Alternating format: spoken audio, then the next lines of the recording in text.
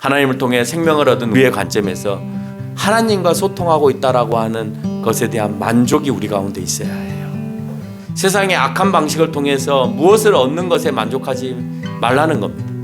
그렇게 되면 우리는 3장 32절에서 언급하고 있는 대로 하나님 앞에서 정직한 자가 되지 못해요.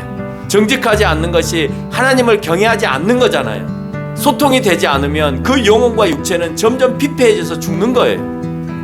그래서 우리는 그 피폐한 삶에서 벗어나기 위해서는 하나님과 소통해야 되는데, 소통하기 위해서는 내가 의로운 삶을 살아야 소통할 수 있다라고 하는 겁니다. 그래서 우리에게 회개를 주셨고, 그 회개를 통하여서 내 잘못을 늘 고백하게 하였고, 내가 하나님 앞에 어떻게 하는 것이 경외한 삶인가를 늘 추적하면서 그렇게 살아가기를 원하고 있다.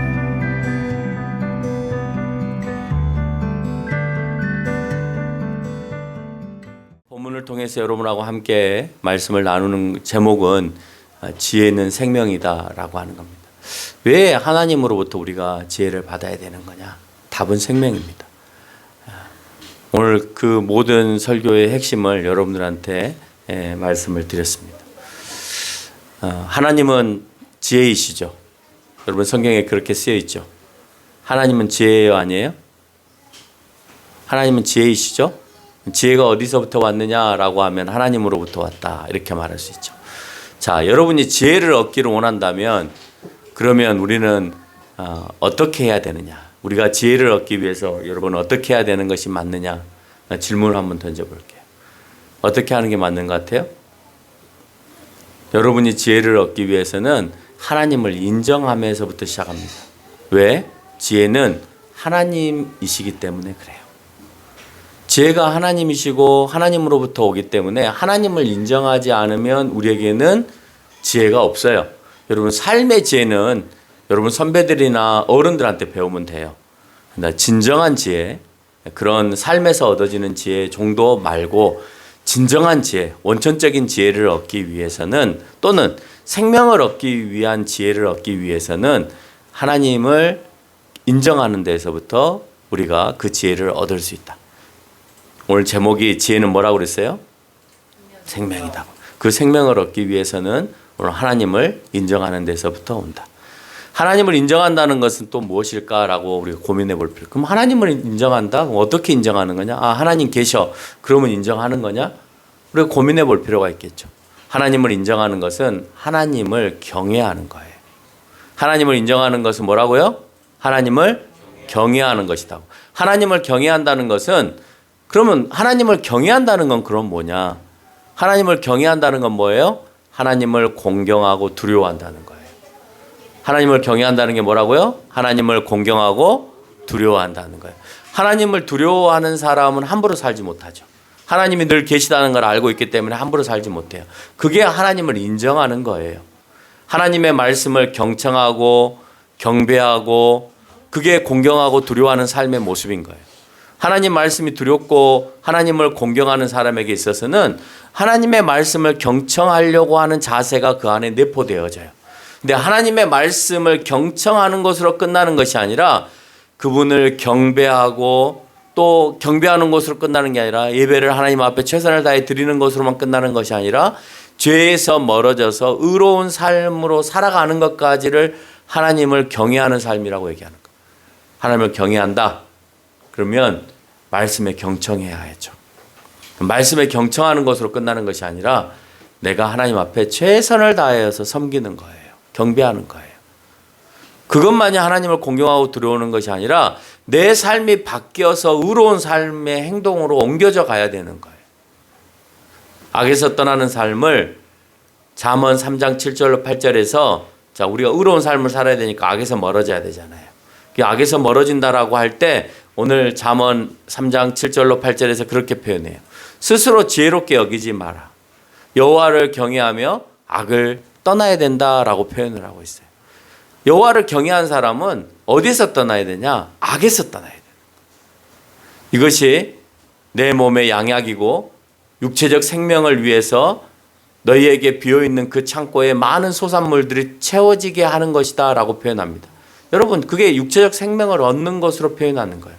왜 하나님을 경외하느냐? 경외함으로 인해서 내가 세상의 악으로부터 멀어지는데 그 멀어짐이 너희의 육체적인 생명을 위함이다 라고 표현해요.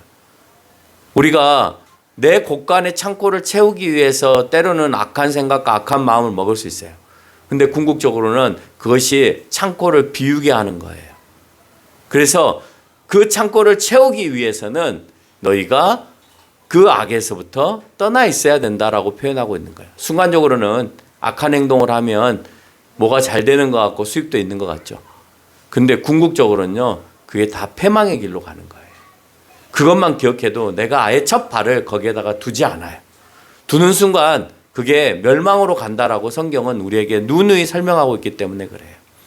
진정한 지혜는 나를 어떻게 살릴 수 있는가예요. 그렇죠? 오늘 본문의 말씀의 제목을 지혜는 생명이다 그랬잖아요.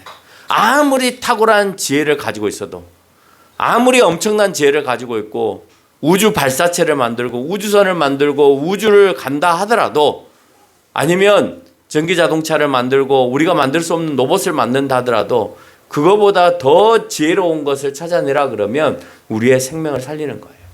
여러분, 그거보다 더 지혜로운 행동이 있을 수 있나요? 우주선을 만들 수 있잖아요. 그러나 우리의 생명을 살릴 수는 없잖아요. 진정한 지혜는 우리의 생명을 살려내는 것이 진정한 지혜인 거예요. 우리를 살리는 것보다 더 큰 지혜는 없다라고 표현하는 겁니다. 그래서 하나님을 인정하고 알아가고 경외하면 나에게 생명이 있는지를 다시 한번 물어야 합니다. 그럼 하나님은 우리에게 생명을 주실 수 있는 분인가? 지혜의 근원이 하나님이시고 지혜의 원천이 하나님이시고 모든 지혜가 하나님으로부터 온다면, 그러면 생명도 하나님에게 있겠구나. 그러면 우리의 생명도 하나님께서 어떻게 하실 수 있다는 말이냐? 우리가 한번 생각해 볼 필요가 있겠죠. 그렇죠. 하나님으로부터 우리가 내 생명을 맡기고 하나님으로부터 생명이 온다라는 것을 믿는 이유는 하나님께서 모든 생명을 창조하셨기 때문에 우리는 그것에 근간해서 믿는 거예요. 하나님께서 생명을 창조하지 않으셨으면 하나님이 생명이시다라는 말을, 하나님께서 그 지혜를 통하여서 우리를 생명으로 이끄신다는 말을 믿을 수가 없죠. 그래서 하나님은 모든 생명을 창조하셨기 때문에 우리에게 생명을 주실 수 있는 분이다라고 답을 얻을 수 있는 거예요. 우리는 생명이라고 하면 육체적인 생명의 연장으로만 생각합니다. 그러나 그 육체적인 생명의 연장은 아담의 범죄 사건으로 인하여서 우리가 받아야 될 형벌이에요. 그러니까 우리는 거기에 집착하지 않아요. 오늘 찬송가를 불렀습니다. 218장 3절에 보면 그런 말을 하죠. 3절 내용의 밑에서 보면 속죄의 큰 사랑 받은 이 몸 내 생명 다 바쳐 충성하리. 여러분, 내가 생명을 얻기 위해서 하나님을 믿고 있는데 생명을 다 바쳐서 충성한대요. 왜 그게 가능하죠? 오늘 우리가 생각할 때 생명이라 하면 육체적 생명의 연장으로만 생각한다고 그랬어요. 근데 찬송가를 부를 때는 육체적 생명 하나님 연장시켜달라고 우리가 찬양하지 않고 기도하지 않아요. 왜요? 그 앞에 보니까 속죄의 큰 사랑을 받았기 때문에. 속죄의 큰 사랑을 받으면 우리에게는 어떤 생명이 있는 거예요? 영원한 생명이 있는 거잖아요. 그보다 더 중요한 영원히 사는 생명을 얻었기 때문에 육체적 생명에 우리가 구걸하지 않는다라고 하는 것입니다. 흔히 영원한 생명을 얘기하면 교회가 백지수표를 난무하는 것처럼 그렇게 들릴 수 있을지 몰라요. 하나님이 생명이시면 우리의 육체적인 생명도 끝까지 죽이지 않고 살리셔야 되는데 왜 안 살리실까? 그래서 우리에게 약속하세요. 영원한 심판이 있는 날, 예수님이 재림하시는 날, 너희도 나와 같이, 예수님께서 나와 같이 부활하여서 영원한 생명을 가지고 하나님 나라에 이르게 될 거다라고 얘기해요. 우리가 비록 지금 당장은 육체적인 생명들이 어느 순간에 끊길지 모르겠지만 중요한 것은 그 영원한, 여러분이 그렇게 사랑하는 육체적 생명과 영원한 생명은 예수님께서 부활하시고 심판하시는 날 이루어지게 되어진다는 거예요. 그게 여러분들에게 있어서 백지수표를 막 난무하는 것처럼 보여질지 몰라도 그렇지 않다라고 하는 것입니다. 영원히 있는 한 우리는 결코 허황된 소망이 아니다라고 하는 것을 깨달아야 합니다. 우리가 육체만이 아니라 영원한 생명이 영원함이 영원히 내 안에 있다라고 하고 그 영원히 영원한 곳으로 우리가 간다라고 그런 소망을 갖고 있다면 그러면 우리가 지금 생각하는 영원한 생명을 주시는 여호와 하나님에 대하여서 그 소망이 잘못된 소망이 아니다라고 합니다. 여러분 육체가 육체만 갖고는 움직일 수 없다고 늘 얘기했죠. 육체만 갖고 움직이면 육체는 죽지 말아야 해요. 피를 다 쏟아내지 않는 이상 완전히 다 파괴되어지거나 망가지지 않은 이상은 육체는 계속 움직여야 되죠. 근데 육체를 움직이는 힘이 또다시 우리 가운데 있다는 걸 알고 있고 또 의사들도 육체를 이끄는 정신이라고 하는 것이 있다는 것을 인정을 해요. 보이지 않죠. 정신이라는 게 보이나요? 안 보이죠. 근데 그들도 역시 안 보이지만 인정해 갖고 과거에는 정신이라고 하는 것이 의학이 아니었습니다. 근데 현대로 들어와서 정신의학도 의학의 분야로 들어갑니다. 믿을 수 없는 일이죠. 보이는 것만 믿는 의사들이 보이지 않는 영역도 믿는 거예요. 마음, 정신, 스스로가 인정하고 있다라고 하는 것을 우리가 알 수가 있는 거죠. 여러분 마음과 정신이 보여요? 안 보이죠. 그럼 없다고 말할 수 있나요? 그렇지 않죠. 마찬가지입니다. 육체가 있으면 영혼이 살아야 되는데 우리가 육체가 움직이지 못하는 경우가 생기잖아요. 그래서 그 안에는 영혼이 있다라고 그 어떤 사람도 부인할 수 없는 인간의 또 다른 영적인 존재에 대해서 우리가 설명을 합니다. 다윗은 육체적 위험을 당할 때가 여러 번 있었습니다. 그 중에도 아들 압살롬이 반역하여서 자기를 죽이려고 할 때 동굴로 피신한 적이 있습니다. 그렇지만 동굴로 피신한 다윗이 그 가운데에서 평안함을 얻습니다. 물론 다윗의 이런 상황을 표현한 본문이라고 말할 수는 없지만 그와 유사한 본문이 잠언 3장 24절로 26절 오늘 본문에 있어요. 뭐라고 표현하고 있냐?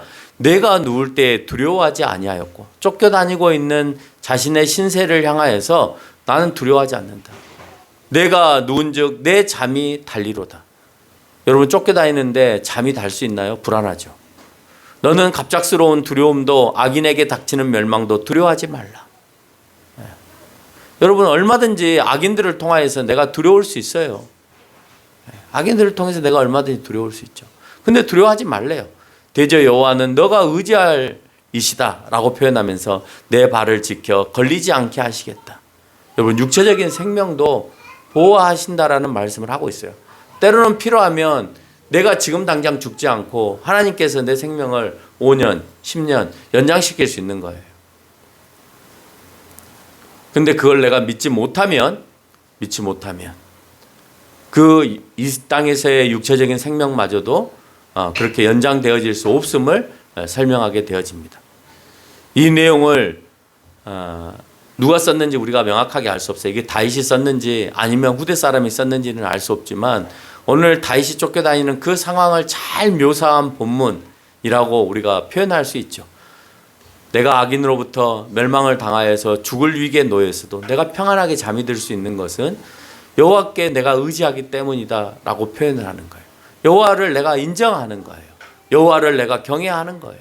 그렇기 때문에 하나님께서 만약에 나를 불러가시면 내가 이 상황 가운데에서 평안히 내가 불림을 당하는 것이고 하나님께서 오늘 내 생명을 연장시켜서 일하게 하시면 그러면 내가 오늘 이 시간에 그 생명의 연장을 가지고 일을 한다라고 하는 평안함을 그가 가졌기 때문에 오늘 평안한 단잠을 이룰 수 있다라고 하는 겁니다. 평안을 주변의 사람들에게 확장하는 것이 우리의 몫이죠.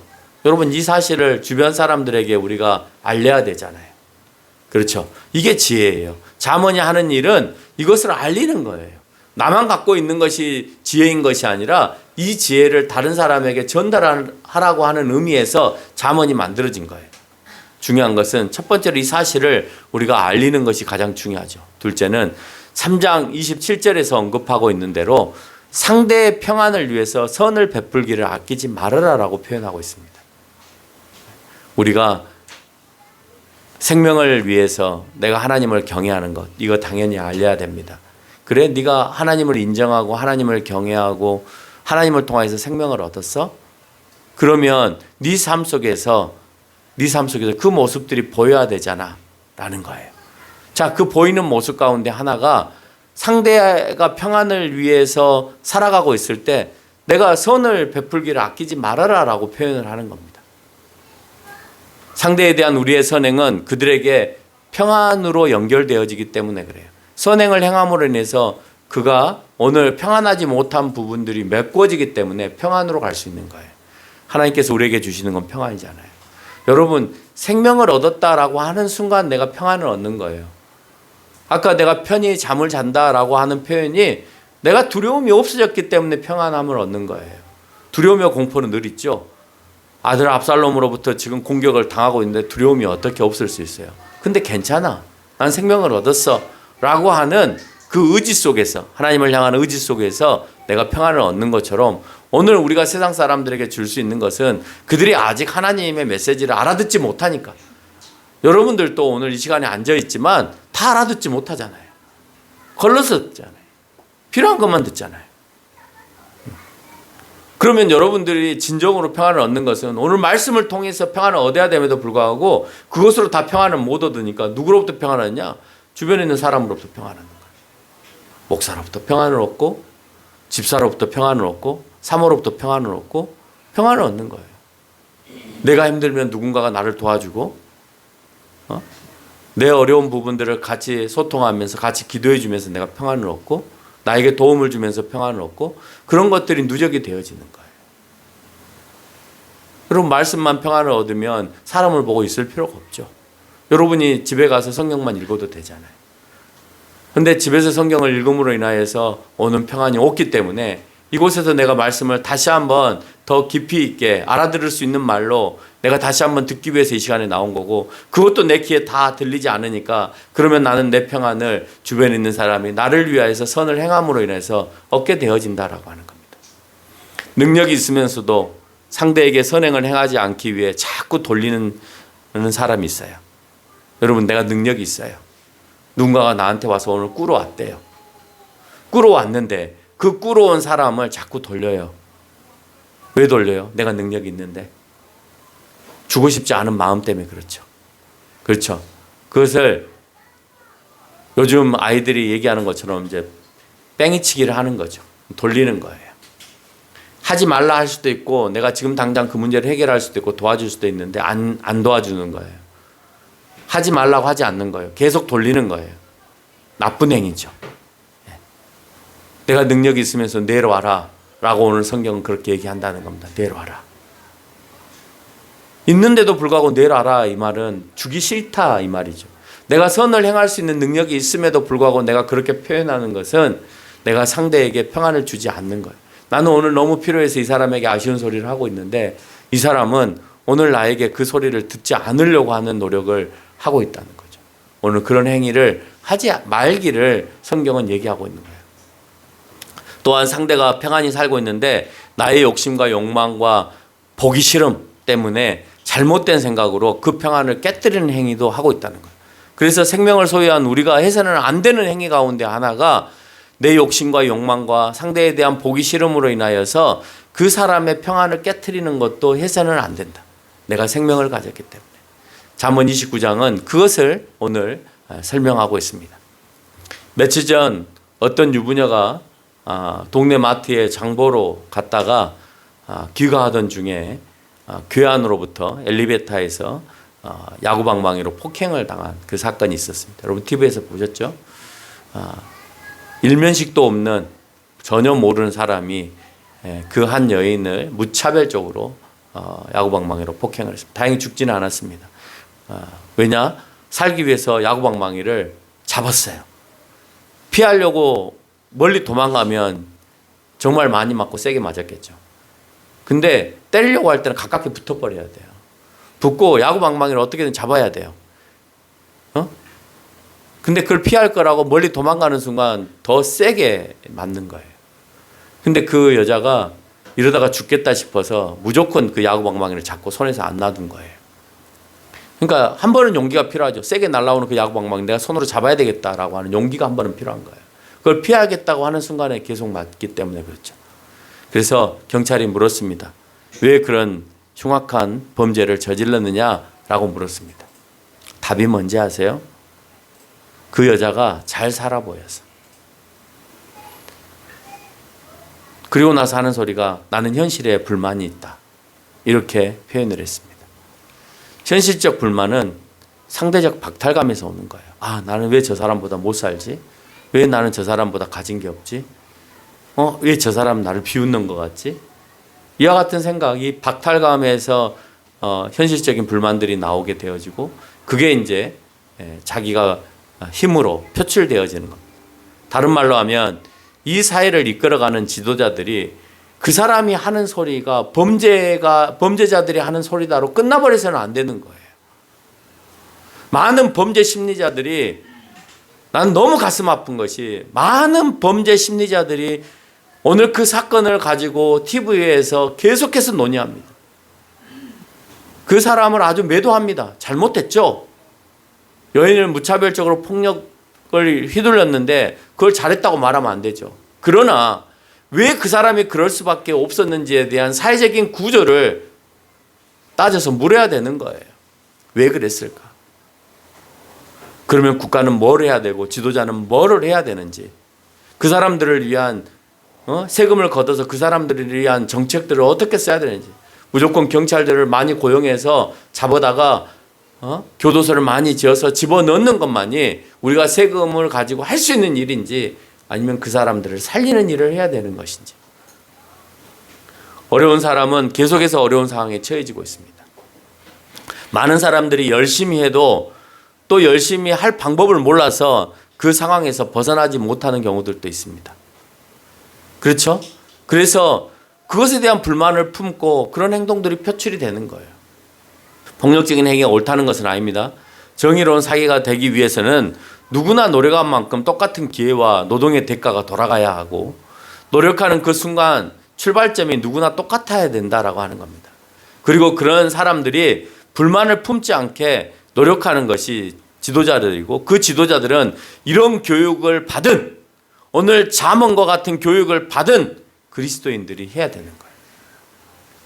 그래서 여러분들이 각성을 하고 좋은 회사를 만들기를 원하고 지금의 학생들에게 있어서 좋은 생각을 하는 것이 앞으로 자기가 일하는 그 일터나 앞으로 자기가 뭔가를 이루어서 사업을 하려고 할 때 좋은 생각으로 해야 되는 이유가 바로 여기 있는 거예요. 누누이 여러분들한테 설명했지만 유한양행 같은 회사들이 그래요.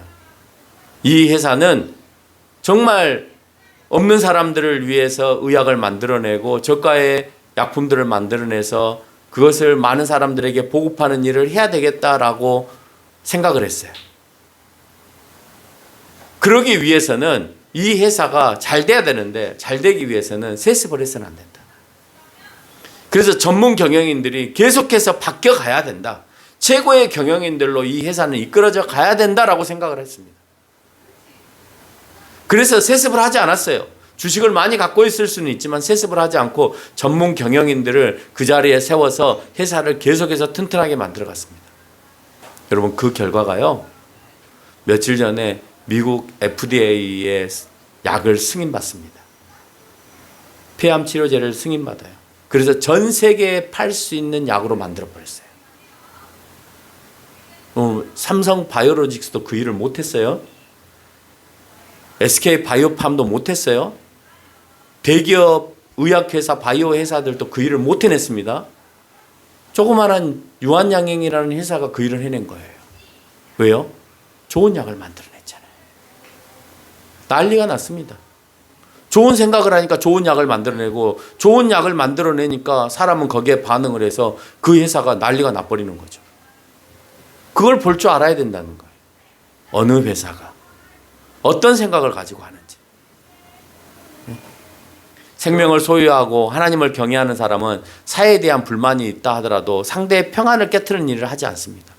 그러나 상대가 악을 행하는 것까지 지켜봐서는 안 되겠죠. 여러분 우리가 폭력을 휘두르지 말라고 한다고 해서 악을 행하는 것까지도 지켜봐야 됩니까? 아니죠. 악한 것에 대해서 내가 저항할 수도 있어야 되는 거예요. 아니다라고 말할 수도 있어야 되는 거예요. 그것까지 눈 감는 것은 비겁한 행위이고 우리 스스로가 악이 성행하게 하는 것이니까 우리가 악에 동조하는 거예요. 우리는 그 일을 해서는 안 되겠죠. 생명을 갖고 있는 사람이기 때문에 그렇습니다. 또한 통치자 중 과거에 포악한 인물들이 정권을 잡는 경우들도 있습니다. 그 정권을 잡게 우리가 허용을 해서는 안 된다라고 하는 거예요. 왜야? 우리는 한 사람에게 폭력이 휘둘려져서 다치게 하는 것도 흉악범위를 하죠. 한 사람이 야구방망이를 가지고 한 여인을 쫓아가서 휘두르는 것도 흉악범이라고 해서 체포하고 세상이 난리가 납니다. 그런데 자신에게 공권력을 주었을 때 그 공권력을 가지고 자기 백성들을 수백 명, 수천 명 학대하고 죽인다고 했을 때는 이거는 한 명을 다치게 한 사람보다도 더 큰 흉악범 아니에요? 그 사람들이 정권을 잡으면 안 되잖아요. 우리가 그 사람이 대통령이 되어지고 그 사람에게 우리가 공권을 위양했다라고 하는 이유 때문에 그 사람이 자기 백성을 잡거나 죽이는 행위를 한다는 것은 정말 비겁한 행위고 옳지 않은 행위다라고 하는 걸 우리가 잊어서는 안 된다는 겁니다. 이런 사람들이 아무리 국민의 소득을 높여준다 하더라도 과정이 좋지 않은 것을 우리가 지적해야 해요. 과정이 좋지 않지 않았냐. 자기의 백성들을 아프게 하고 죽여가면서까지 우리가 국민 소득이 높아진 데 무슨 의미가 있어요? 옳지 않죠. 과정이 중시되지 않고 결과만 중시되는 사회가 되면 그 결과가 달성되었을 때 모든 것을 다 이룬 줄 알고 혼란에 빠지는 거예요. 대표적인 예로 어떻게 하면 교회만 성장하면 돼야 하고 어떤 방법을 동원해서 교회를 성장하기 위해서 한다? 잘못된 겁니다. 뭘 해도 좋으니까 대학만 가. 이런 생각이 잘못된 생각이에요. 그러니까 그 친구들이 대학 가서 쓸데없는 짓을 하는 거예요. 마약을 하고 텔레그램에다가 잘못된 음란물들을 올려놓고 그게 여러분 실력이 없는 아이들이 하는 것이 아니라 명문대학교 아이들이 그 짓거리를 하고 있는 거예요. 최근에 걸렸잖아요. 명문대생들이 마약 동아리를 만들어가지고 행하고 있는 행위들도 걸렸고요. 최근에 텔레그램 방에서 행해졌던 중학생에서부터 대학생까지 음란물 배포한 그 행위에 있어서도 명문대생이 그 안에 걸려서 이번에 잡혀 들어갔잖아요. 여러분 그런 생각을 하게 된 이유는 뭐냐면 대학만 가면 돼라고 하는 그 생각에서 나오는 거예요. 뭘 해도 괜찮아. 마음껏 살아 대학 가서. 그러니까 너 대학만 가. 대학에 갔더니 할 게 없는 거 이제. 목표가 이루어졌잖아요. 그러니까 어떻게 하면 쉽게 돈을 벌까? 어떻게 하면 내가 쾌락된 생활을 살아볼까? 여기에 목적을 맞춰서 살아가는 겁니다. 돈을 벌기 위해서라면 수단과 방법을 가리지 않는 것도 잘못된 표현이죠. 그래서 3장 31절에서 이렇게 말합니다. 포악한 자를 부러워하지 말며 그 어떤 행위도 따르지 말라. 여러분 포악한 자 부러워하지 마세요. 그 잘못되어져 가고 있는 그 행동들을 부러워해서 나도 저렇게 해볼까? 그런 거 하지 마세요. 그 어떤 행위도 따르지 마세요. 오늘 본문이 그렇게 얘기하고 있잖아요. 그 어떤 행위도 따르지 말라고요. 좋아 보인다 하더라도 하지 마세요. 그게 안 좋은 건데 그렇게 하는 것이 융통성이 있고 편해 보이니까 하는 행위들은 잘못된 거예요. 세상의 관심에는 과정이나 어떻게든지 잘 살고 능력이 생기면 그것에 대해서 부러워하는 경우들이 있어요. 과정이 어찌 되었든 간에 내가 잘 살고 능력이 있으면 된다. 우리는 최근에 텔레그램을 창업한 바벨 드로프에 대해서 잘 알 겁니다. 우리는 텔레그램 정도 만들어낸 사람, 바벨 드로프 정도 되면 부러워하는 사람이 돼요. 왜? 그의 자산이 20조가 넘는 자산가이기 때문에 그래요. 근데 그가 최근에 프랑스에서 체포됐습니다. 이유는요. 자기가 만들어놓은 텔레그램의 SNS를 익명으로 운영하였죠. 익명으로 운영하면 돈을 번다는 건 누구나 다 알아요. 그래서 대부분의 SNS는 익명으로 하지 않고 뭘로 해요? 실명으로 하죠. 자기의 이름을 올려놔야 돼요. 자기 아이디를 올려놔야 돼요. 근데 익명으로 하면 사람들이 몰릴 수밖에 없죠. 어떤 사람들이 대부분에 모이냐? 악한 사람들이 규합하기 위해서 모이는 거예요. 자기를 드러내기를 싫어하는 사람이 익명으로 하는 것을 모인다는 걸 알고 있었어요. 그래서 우리가 처음에 다음이나 아니면 네이버나 그런 거 댓글 달 때 익명으로 하게 해줬어요. 근데 너무 악한 글들이 많이 올라오는 거예요. 사람을 죽이는 글들이 많이 올라오는. 안 되겠다. 그 실명제 익명으로 하겠어요. 그러다가 나중에 그런 글들이 나오니까 실명제로 하게 된 거예요. 근데 오늘 드로프는 아니다. 사람들은 익명을 원한다. 그래서 익명의 프로그램을 만들어냈습니다. 근데 프랑스 경찰이 그를 잡은 이유가 뭐냐? 그 텔레그램 방에서 악한 행위를 하고 있는데도 불구하고 그것을 오너가 알고 있음에도 불구하고 그걸 방관했다는 거예요. 이유는 돈을 벌기 위해서. 그런 사람들이 모여서 접촉하는데 광고를 하고 광고를 했을 때 오는 수익이 있기 때문에 그것을 차단할 수 없는 거예요. 그리고 자기는 그것을 얼마든지 들여다볼 수 있어서 악한 것들을 어떻게 하면 되는지에 대해서 충분히 알고 습득하고 있고 볼 수 있어요. 근데 재밌는 건 뭔지 아세요? 피터 드래거라고 하는 유명한 세계적인 경영자도 마찬가지고, 그리고 스필버그도 마찬가지고, 세계적인 부자들이 다 뭐라는, 저크버그도 마찬가지고, 세계적인 부자들이 하는 행위들은 자기가 번 돈들의 많은 부분들을 세상에 다시 기부합니다. 당신들로 인해서 내가 돈을 벌었으니 내가 당신들을 위해서 기부한다는 거예요. 그런데 중요한 것은 이 드로프는 20조를 버는 동안에 한 푼도 기부하지 않았어요. 제가 어제 챗GPT에게 물어봤어요. 드로프가 어디에다가 기부를 했는지를 물어봤어요. 그랬더니 드로프는 기부한 적이 없습니다. 단 기부한 게 한 가지 있습니다. 자기의 정자를 100명에게 기부했습니다. 그래서 전 세계에 자기 자식을 100명을 만들어내는 것, 자기와 같은 유전자를 100명을 만들어내는 게 그 사람의 목표래요. 그래서 기부한 건 정자밖에 없습니다. 이렇게 챗GPT가 저에게 대답을 해줬습니다. 웃기지 않나요? 여러분, 드로프가 써놓은 그 기사를 한번 봐보세요. 그래서 내가 그 기사를 한번 찾아봤어요. 자기와 같은 생각을 하고 있는 자기의 자식들을 세계에 100명을 만들어내는 거래요. 그러면 세상이 어떻게 되겠어요? 또다시 텔레그램과 같은 그런 방들을 또 만들어내겠죠. 악한 것이 성행하는 그런 단체들을 또다시 누군가가 많이 만들어내겠죠. 많은 돈벌이라는 이유 때문에 자기의 우월성을 나타내기 위한 나쁜 생각을 하는 그런 드로퍼 같은 생각을 우리가 부러워해서는 안 돼요. 돈만 벌면 돼. 돈만 벌면 돼. 드로퍼가 왜 나빠? 너희 20조 벌어봤어? 20조 벌고 말해. 여러분, 그러면 안 되죠. 너 대형교회 만들어봤어? 못 만들어봤잖아. 너 피해의식 속에서 나오는 거야. 그렇게 말하면 안 되죠. 올바로 가야 되는 거죠. 우리가 다른 사람처럼 부자처럼 재벌처럼 못 살면 어때요? 우리가 올바로 살았고 그 가정이 작은 가운데서도 행복하면 되는 것이지. 근데 우리는 자꾸 많은 것, 좋은 것, 더 큰 것에 매료되어서 살아가게 되어진다는 거예요.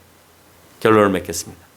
하나님을 통해 생명을 얻은 우리의 관점에서 드로프와 같은 악한 사람들과 소통하지 못하는 아쉬움보다는 하나님과 소통하고 있다라고 하는 것에 대한 만족이 우리 가운데 있어야 해요. 그 만족이 없으면 자꾸 그런 사람들을 찾아가는 거예요. 그런 사람들의 방법을 찾는 거예요. 다시 말하면 세상의 악한 방식을 통해서 무엇을 얻는 것에 만족하지 말라는 겁니다. 그렇게 되면 우리는 3장 32절에서 언급하고 있는 대로 하나님 앞에서 정직한 자가 되지 못해요. 소통이 되지 않아요. 정직하지 않으면. 정직하지 않는 것이 하나님을 경외하지 않는 거잖아요. 그러면 경외하지 않으니까 오늘 소통이 되지 않아서, 소통이 되지 않으면 그 영혼과 육체는 점점 피폐해져서 죽는 거예요. 여러분, 내 안에 피가 원활하게 소통되지 않으면 죽어요. 하나님과의 소통이 연결이 되지 않으면 내 영혼과 내 육체는 점점점 피폐해서 내가 여호와를 통하여서 생명을 얻는다는 것을 내가 빼앗기고 만다는 거예요. 그래서 우리는 그 피폐한 삶에서 벗어나기 위해서는 하나님과 소통해야 되는데, 소통하기 위해서는 내가 의로운 삶을 살아야 소통할 수 있다라고 하는 겁니다. 그래서 우리에게 회개를 주셨고, 그 회개를 통하여서 내 잘못을 늘 고백하게 하였고, 내가 하나님 앞에 어떻게 하는 것이 경외한 삶인가를 늘 추적하면서 그렇게 살아가기를 원하고 있다는 거예요. 결국 악인은 저주와 비웃음거리가 되지만 의인은 은혜와 영광을 기업으로 받게 됩니다. 여기에서의 은혜는 생명을 얻게 되는 거예요. 여러분, 내가 누군가로부터 은혜를 받았다라고 할 때 내가 죽을 수밖에 없는 상황에서 건짐을 받은 걸 은혜 받았다고 하는 거예요. 내가 당신으로부터 큰 은혜를 받았다. 그 말은 내가 정말 헤어날 수 없는 상황 가운데서 당신에게 큰 도움을 받았다, 이 말이잖아요. 근데 그 큰 도움에 있어서 가장 중요한 건 생명이에요. 그래서 내 생명을 건져준 사람을 나에게 은혜를 준 사람이라고 얘기하는 거죠. 그 은혜의 최정점에는 내 생명이 있는 거예요. 물질을 조금 도와주는 것, 그것도 은혜라고 얘기하지만 그보다도 더 내가 그 사람에게 은혜를 입었다라는 표현을 할 때는 생명만큼 더 값진 것은 없다라고 하는 겁니다. 그 영광의 기업을 천국의 기업으로 우리에게 허락하셔서, 그래서 우리에게 주셨다라고 하는 것을 우리가 잘 기억하면서 살아가는 저와 여러분이 되시기를 바랍니다.